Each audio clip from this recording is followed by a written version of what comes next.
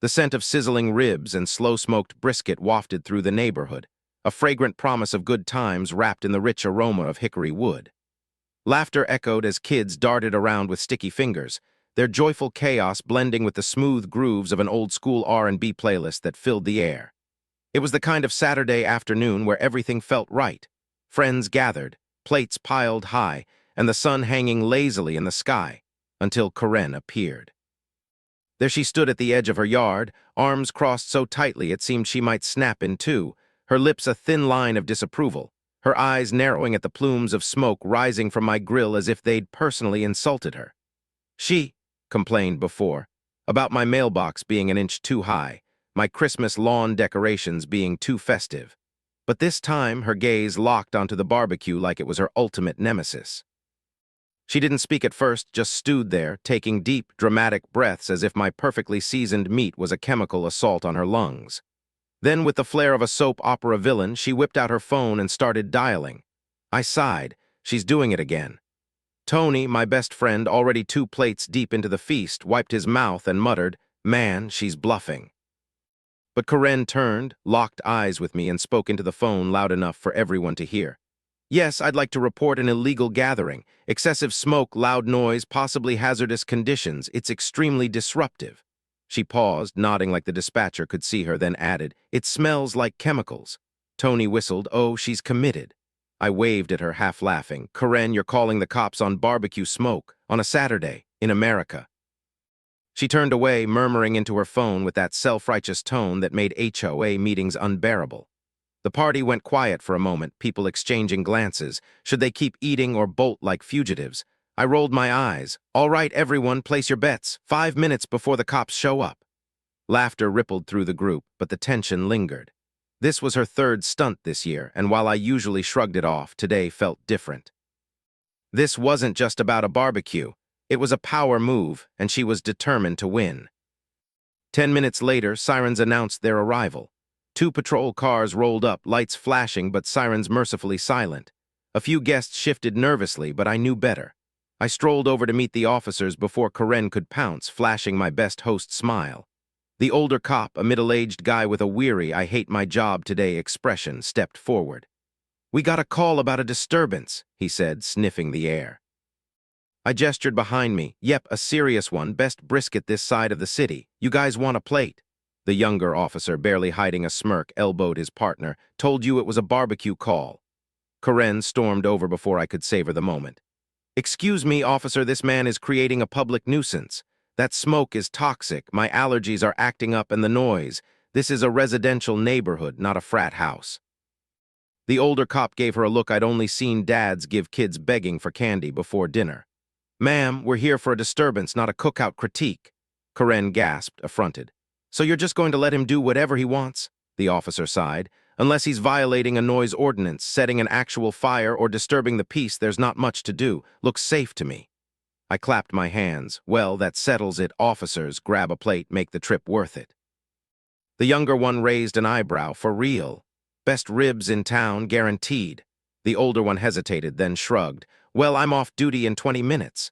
Karen's face twisted into something resembling a melted wax figure. "You're seriously going to eat his food after I called you to enforce the law?" The younger cop grinned. "There's no law against good barbecue, ma'am." Karen let out an actual screech, spun on her heel, and stormed back to her house, slamming the door so hard the windows rattled. I handed the officers plates, and soon they were sitting at a picnic table, blending in with my guests. Tony leaned over. "Bro, you just turned a police call into a catering gig." I smirked. "Adapt and overcome." The party roared back to life, the music cranking up, and for a moment I thought I'd finally won. Then I caught her peeking through her blinds. Karen wasn't done yet. The morning after the barbecue, I woke to a rustling sound on my porch, a subtle disturbance that pulled me from the haze of a good night's sleep. For a fleeting second, I thought it might be the wind or a stray cat, but when I opened the door, my stomach sank. A stack of papers was taped to it, bold letters screaming "Notice of Violation" atop the dreaded acronym HOA. I sighed, rubbing my face as I peeled them off. Of course, Karen hadn't let it go. She'd probably stayed up all night, fueled by spite, printing this nonsense. Flipping through the pages, I rolled my eyes at the accusations. smoke violations, noise complaints, unauthorized social gathering, like I was running a speakeasy in my backyard. Tony, still half asleep and sporting last night's barbecue-stained shirt, shuffled out of the guest room, yawning. "Dude, what's that?" I tossed the papers onto the kitchen counter. "Corinne's revenge. She's got the HOA involved." He squinted at the top sheet. "Man, how does she type so fast? This is like a full-blown lawsuit." It wasn't quite that, but it was close. The notice declared a formal violation hearing in a week, and if I lost, I could face fines or a ban on hosting large-scale events ever again. My backyard barbecue empire was officially under siege. The worst part: Corinne had gone door to door, collecting signatures from neighbors.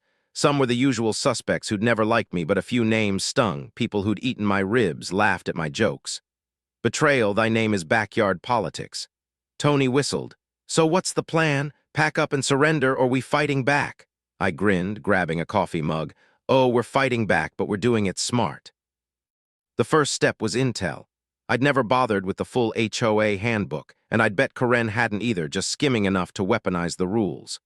So I spent the next few hours diving into every regulation, every loophole, every gray area. Then I found it.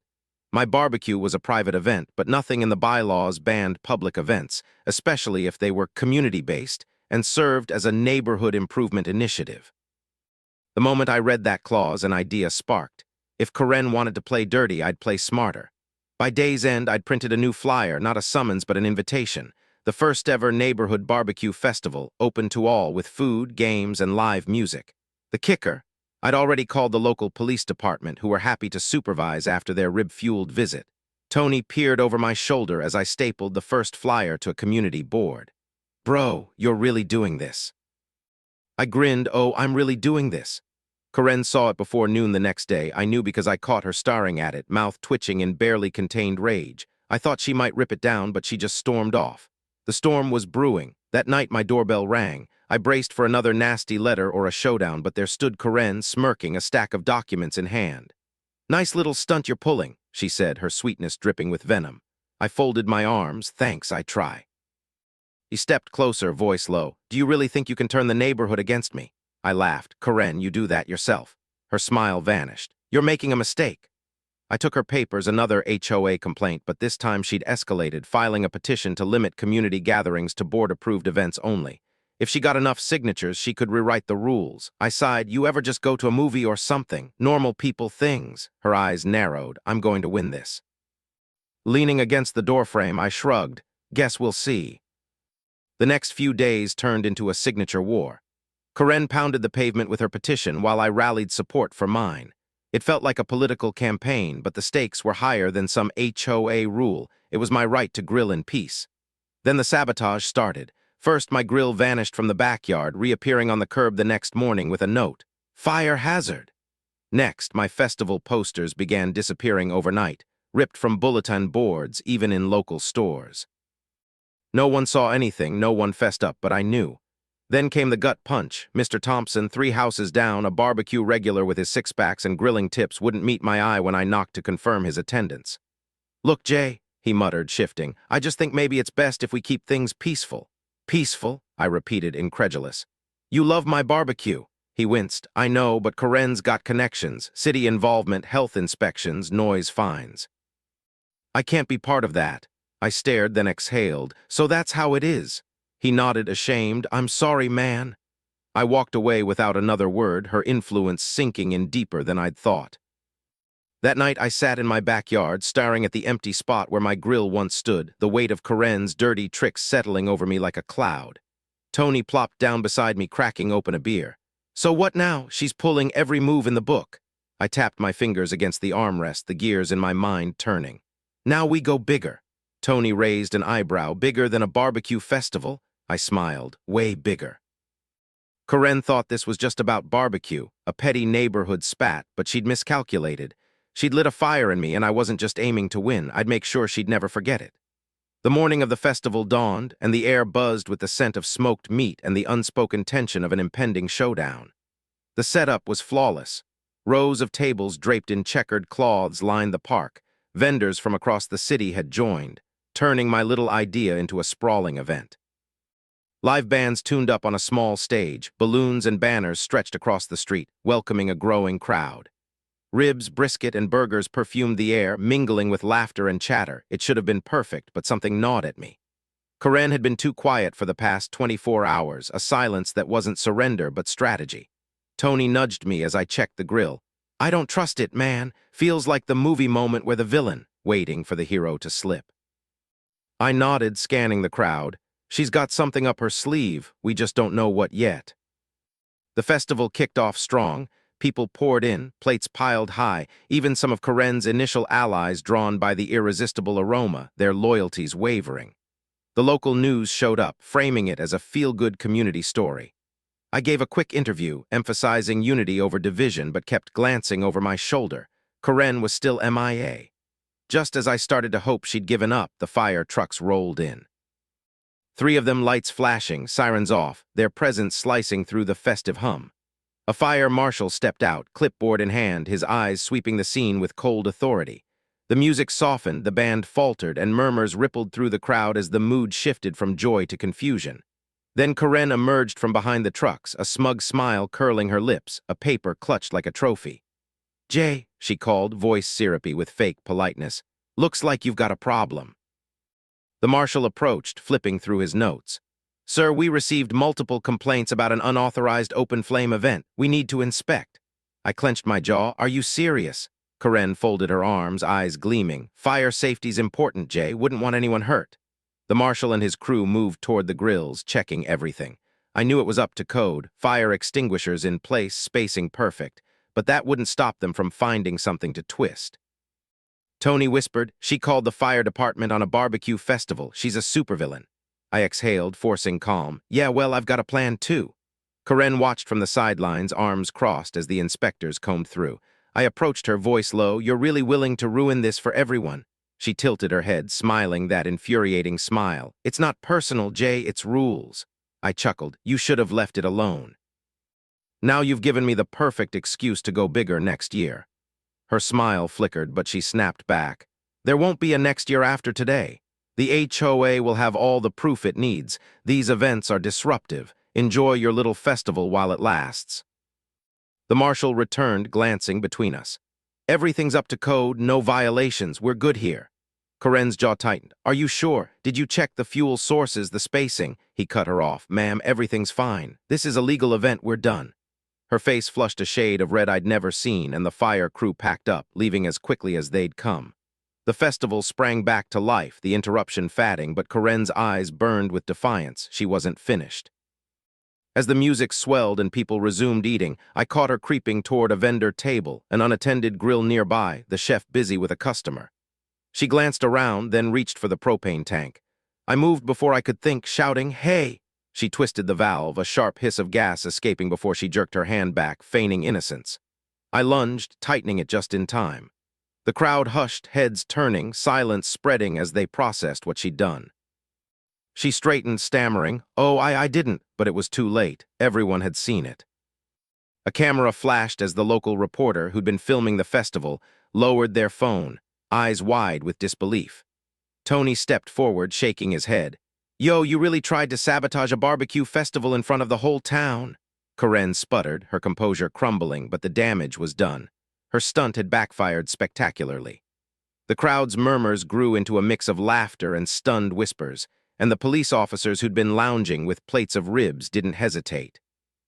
One of them, the younger cop from the day before, stepped up. "Ma'am, I think we need to have a conversation." As they led her away, her protests fading into the noise, the festival's energy shifted back to celebration, now tinged with a surreal victory. The HOA board members, previously on the fence, exchanged glances. Karen's credibility had just evaporated. By the time she was escorted off the premises, she stood alone, her allies melting into the crowd. The news crew captured it all, turning her into an unintentional local legend for all the wrong reasons. The HOA complaint vanished, along with any leverage she'd held, and as the sun dipped low, one thing was crystal clear. Karen had lost, and I'd won. Tony clapped me on the back as I flipped the last round of ribs. "Man, you turned a barbecue into a revolution." I laughed, shaking my head. "Next year's gonna be even bigger." Then from the corner of my eye, I spotted it. A for sale sign sprouting in Karen's yard. Victory had never tasted so good. The days that followed buzzed with a strange calm, the neighborhood settling into an uneasy peace. Word of Karen's meltdown spread fast. Neighbors who'd avoided me before now nodded in passing, some even cracking smiles. The festival had done more than win a battle. It had shifted the tide. But I wasn't naive. Karen's exit didn't mean the war was over.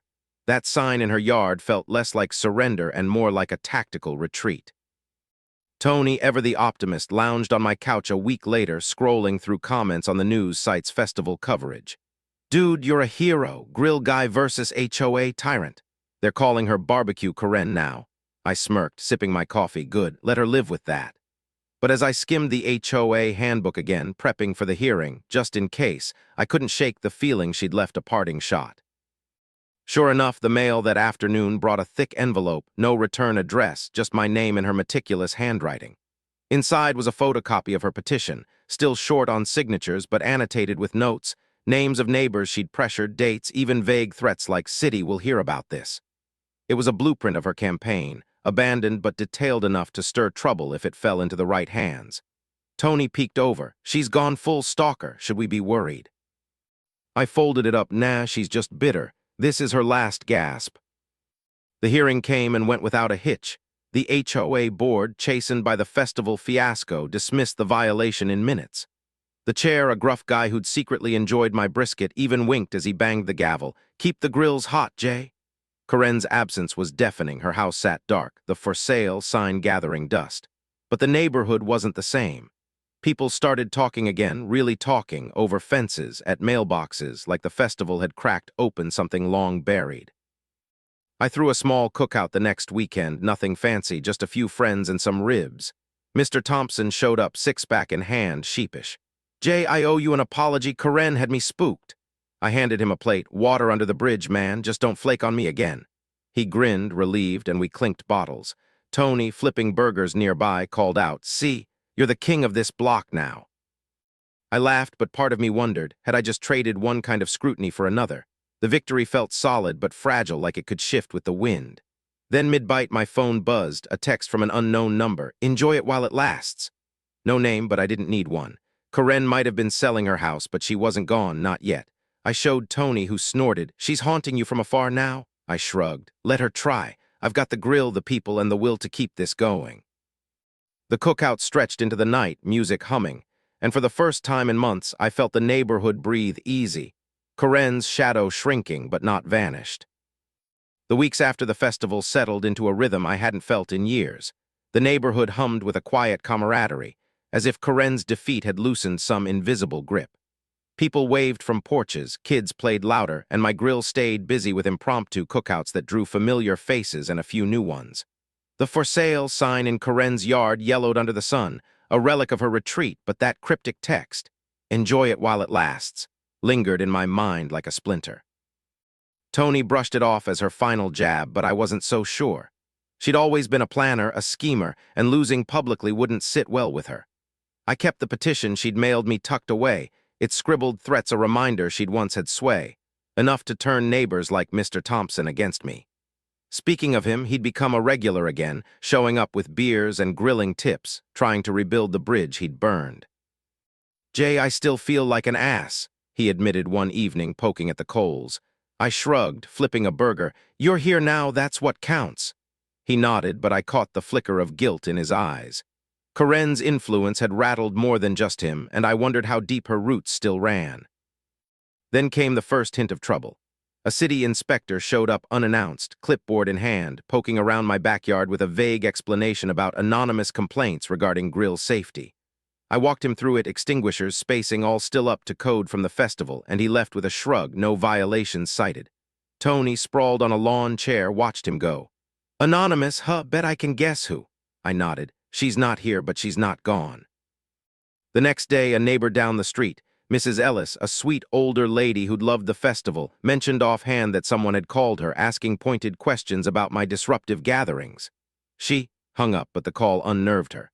Sounded like that Karen woman, she said, frowning. I thanked her, my suspicion hardening into certainty. Karen might have put her house on the market, but she was still pulling strings, testing how far she could push from a distance.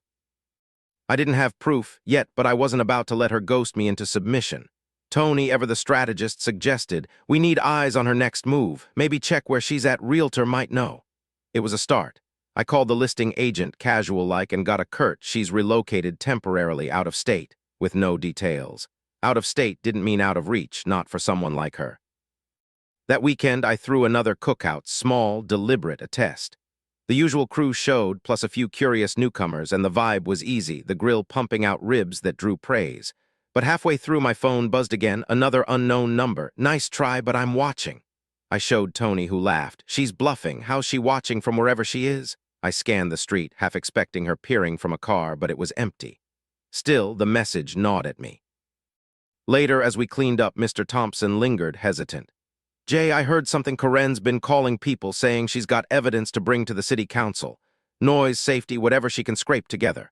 I raised an eyebrow. "She tell you that?" He shifted. "Not me, heard it through the grapevine. She's pissed, man, and she's not letting go." I nodded, pieces clicking. She lost the HOA battle, but the city was a bigger stage, and Karen loved a spotlight. I thanked him, mind racing. If she was building a case, I needed to counter it, not just react, but preempt.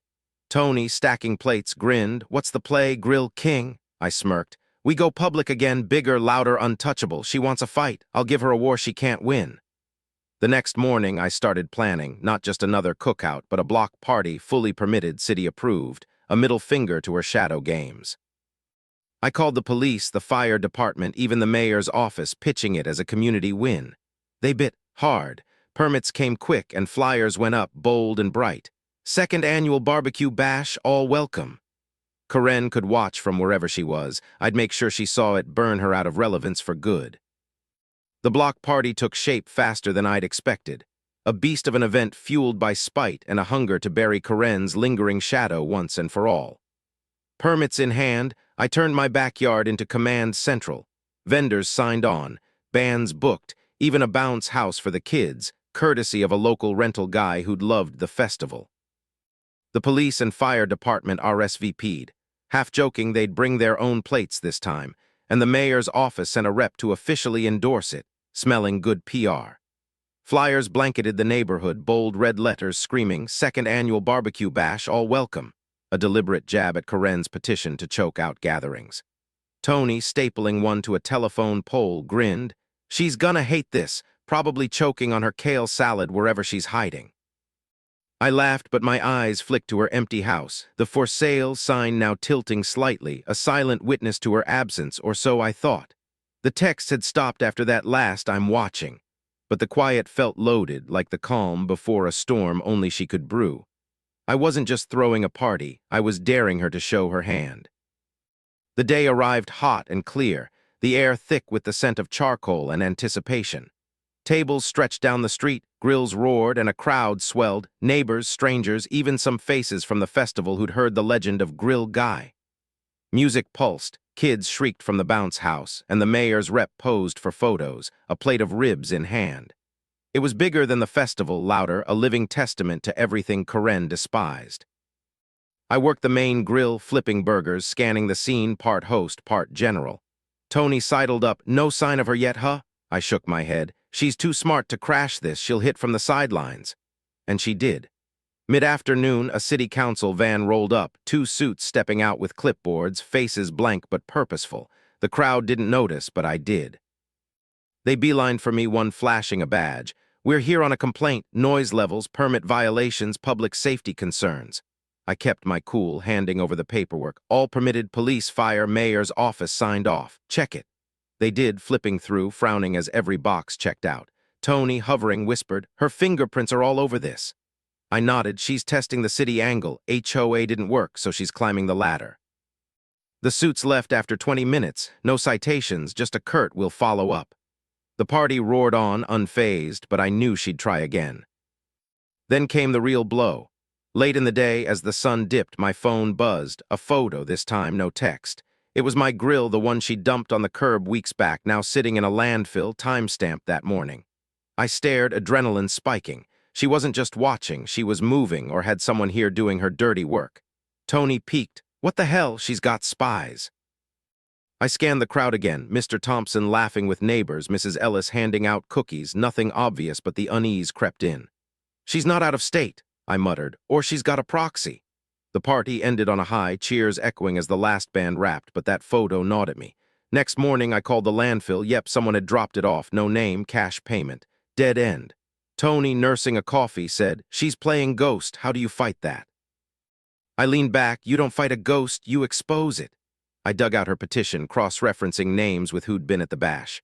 A pattern emerged, 3 neighbors, all at the party, all on her list, all acting normal. One of them was her mole. I started with Mrs. Ellis, sweet but shaky when I asked about that call again. "Oh, I don't know, dear," she stammered, avoiding my eyes. Bingo. I didn't push, just smiled, filing it away. Karen thought she could haunt me from afar, but I'd turn her own game against her, starting with her spy network.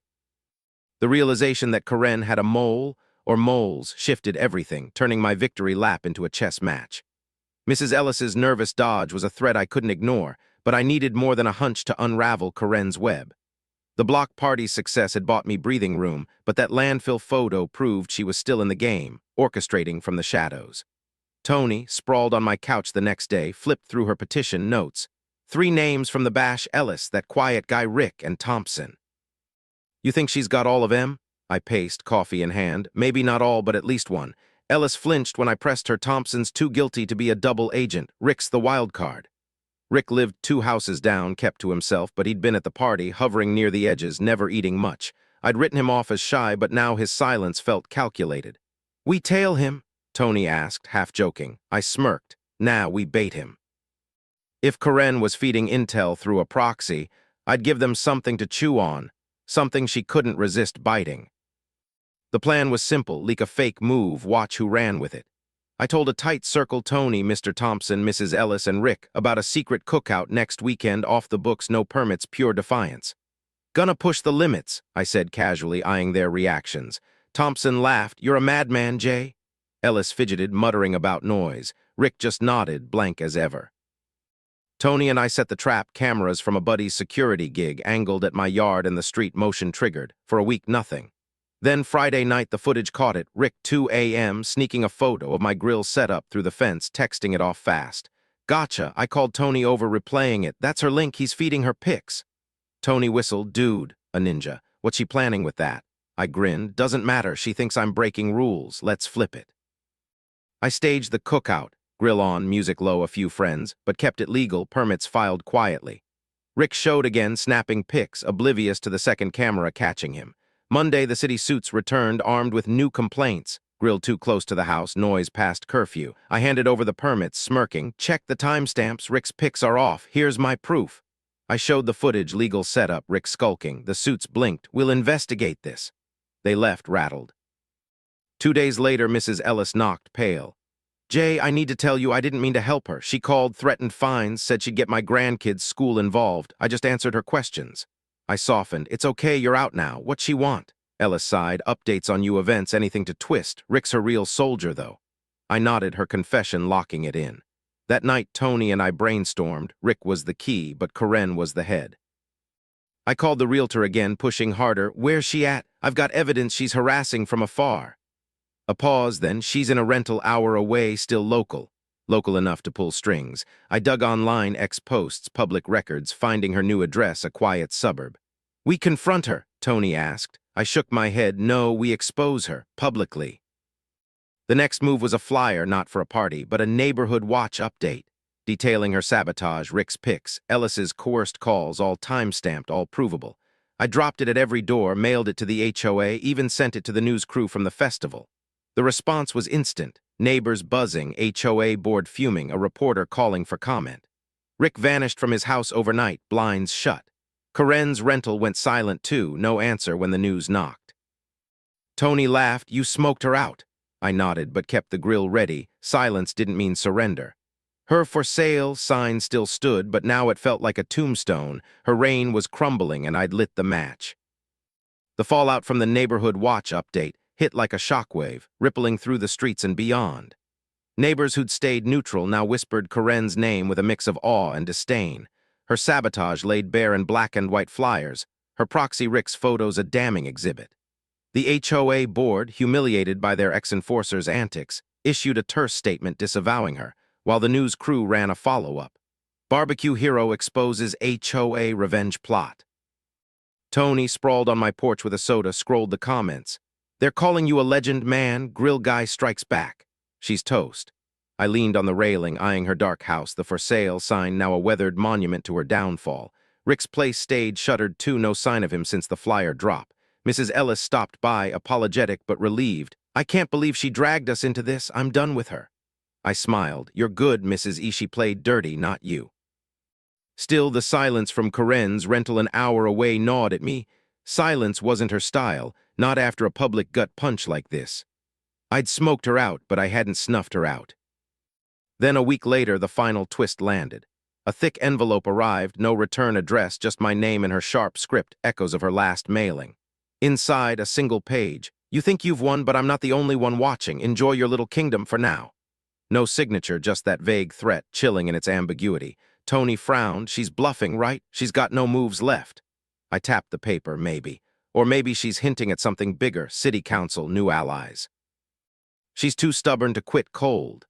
I called the realtor again. Her rental was empty, lease dropped days after the news hit. She'd vanished, but that note said she wasn't gone. I checked X, nothing under her name, but a burner account popped up, posting cryptic jabs about overcooked egos and smoke screens, timestamped yesterday. Her voice, no doubt. Tony smirked. She's a keyboard warrior, now pathetic. I nodded, but filed it away. She was wounded, not dead. The neighborhood, though, was mine. Cookouts became a weekly ritual, grills firing up without fear, kids running free, music flowing. Mr. Thompson brought his six-packs, Mrs. Ellis her cookies, and even the mayor's rep swung by once, rib in hand, grinning. You're keeping us on our toes, Jay. The HOA stayed quiet, their power dented, and the for sale sign finally came down. Corinne's house sold to a young couple who waved hello, clueless about the war they'd missed. I upgraded my grill, a gleaming beast, and threw a victory bash to christen it. Hundreds showed, the street alive with laughter and smoke, no suits or sirens to spoil it. Tony raised a beer to the grill king undefeated. I clinked his bottle for now. Because even as the party rocked, that note haunted me. I'm not the only one watching. Was it bluster or a promise? I scanned the crowd, new faces, old friends, no hint of her spies. Maybe Rick had been her last pawn, maybe not. Online, her burner account went dark after one last post. Fire burns out eventually. A taunt or a goodbye.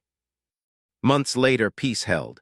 The block thrived. Corinne, a fatting ghost story swapped over fences. I kept the petition, the footage, her note, insurance against her return. Tony called me paranoid, but I knew her. She'd lost the battle, maybe the war, but not her will. One evening, grilling solo, my phone buzzed. An unknown number, no message, just static when I answered. I hung up, smirking. Nice try, Corinne. If she was out there plotting, I'd be ready. Grill hot, community tight, proof in hand. The scent of ribs filled the air, a victory lap in every bite, and for now, that was enough. Her shadow might linger, but the neighborhood was mine, and no petty tyrant could smoke that out.